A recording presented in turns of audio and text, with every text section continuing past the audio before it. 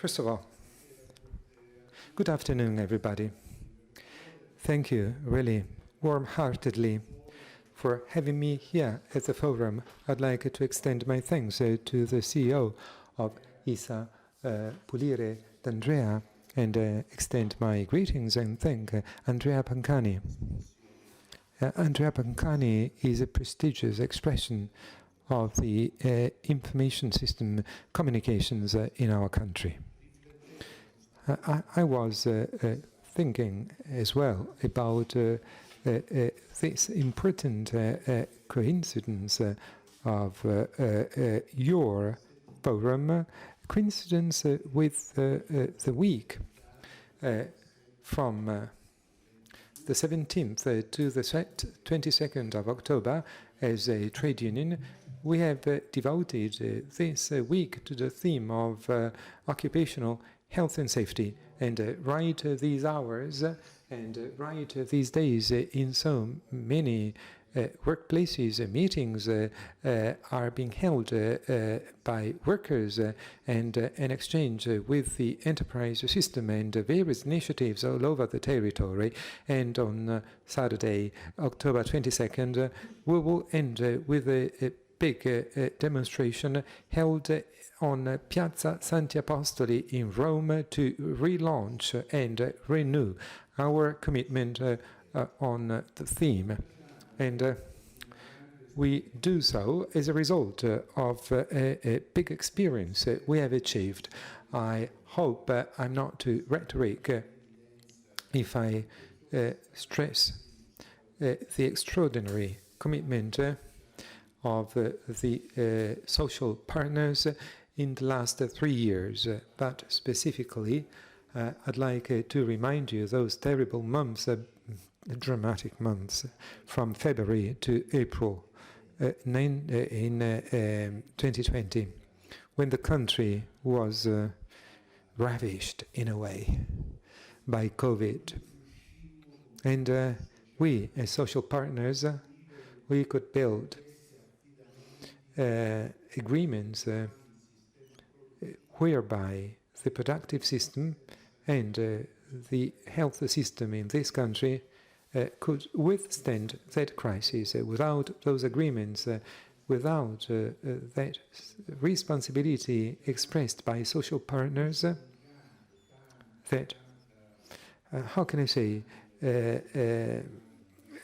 expressed fully social industrial relations, focusing on the theme of participation, full responsibility. So without those relationships, the country would have been strongly hit, damaged by the emergency, health emergency. And it was a season of big commitment. And between February, April 2020, we signed 2 important agreements. If you well remember, deciding back then, in the name of safety and health of people at work, and through an evaluation of specific working codes, which workers could be considered to be essential, and instead the type of workers that were not considered to be essential. And we slowed down a set of economic activities, and our belief was that the health and life of people had priority over economic factors. Those agreements really helped the country face the most acute phase of COVID, and they allowed us to slow down economic activities to then be put into motion again later. And we defined together memoranda of understandings on individual protections, individual protection devices. We guaranteed distancing, organizational flexibilities, and we organized mass transit, management of common spaces, and I'm thinking about canteens. And it was agreements inspired by big values, and I do not exaggerate when I speak about trade unions and social partners, because there's so much negative storytelling about us. I do not exaggerate when I say that no country in Europe and in the world in the full COVID cases could really involve social partners to give a decisive contribution to the community. It was two important agreements in February 2020 and April.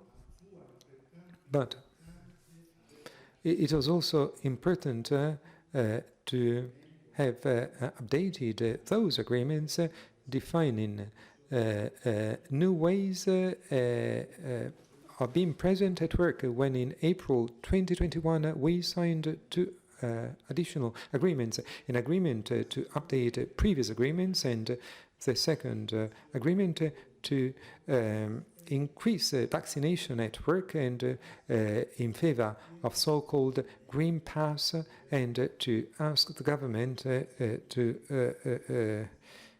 pass legislation for compulsory vaccination. And those agreements were extremely important, negotiated between social partners, and the value of those agreements was recognized by the government, and the government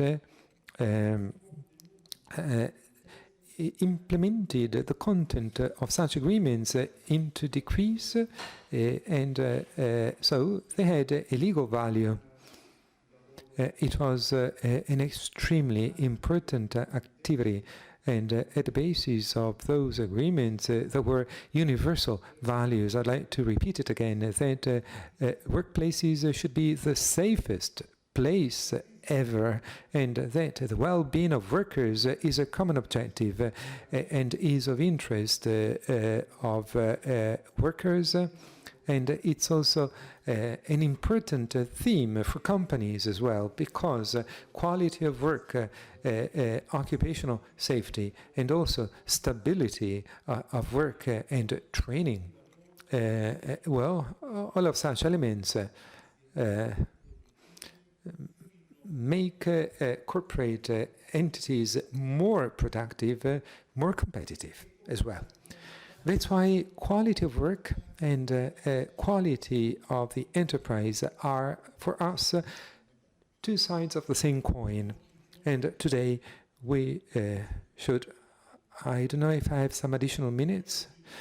Today we, and it was stated perfectly well by Mr. Pancani, we have to face an emergency in our country. 3 victims at work every day from January to August. INAIL says that the loss of human lives were almost 700, hundreds of thousands of accidents and professional diseases. So many people that die in our country, and everything goes unnoticed. Also, in cases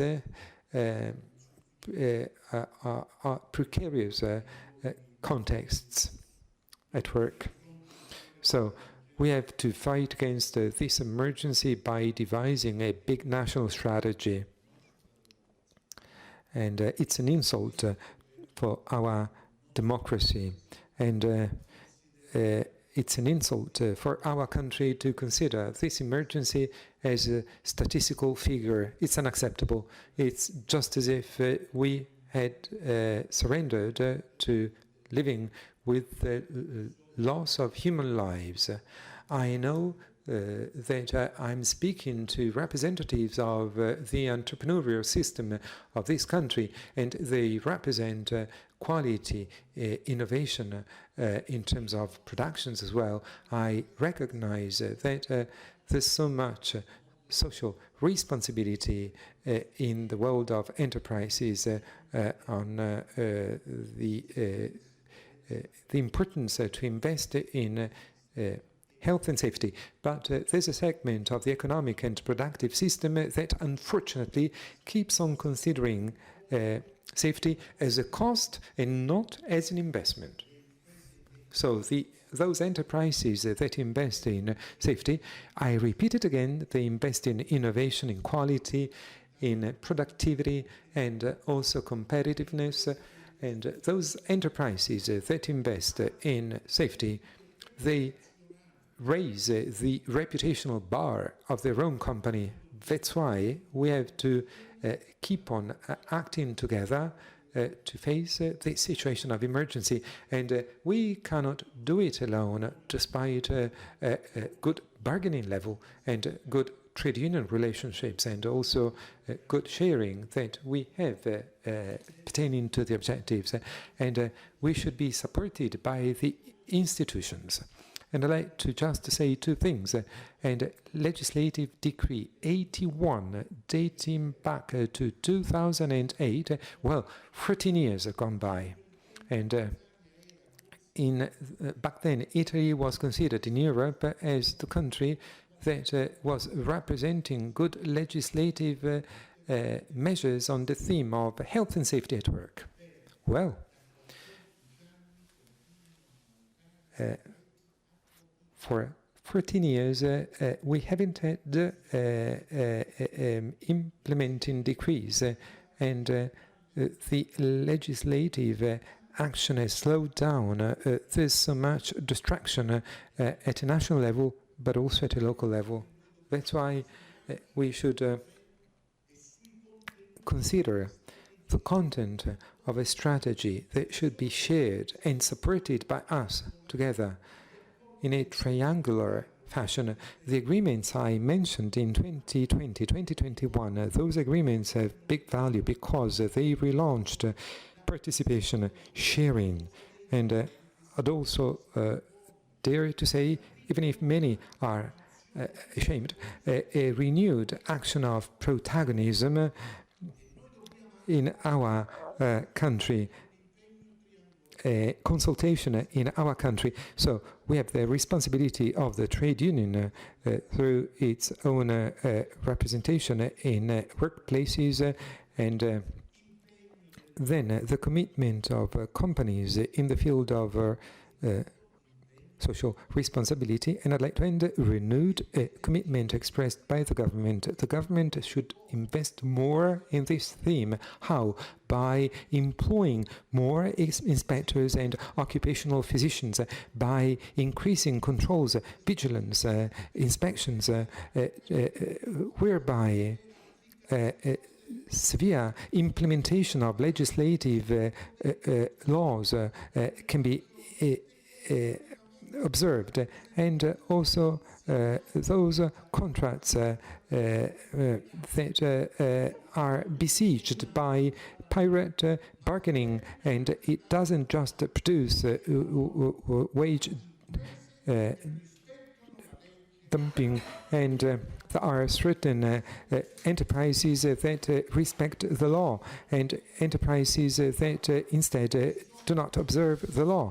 And we have to have higher degree of coordination between the national sphere and the regional sphere. It's unacceptable that IMSS doesn't establish a dialogue with work-related entities. They do not establish a dialogue with local health agencies. We have to invest in the quality of the enterprises. And then I'd like to say it's not enough to just have sanctions or repressive measures. We should launch a project in training and prevention. Yes, we started to speak about health and safety already at school, and in schools we should speak to students about the value of safety, and so from the bottom to the top we should create a real culture of safety, which is also culture of legality. And this means really honoring the efforts we made in the years of the pandemic and to consider this theme to be a major priority to have dignity of work, centrality of people, and certainty of rules. Thank you so much. Thank you so much. Thank you so much.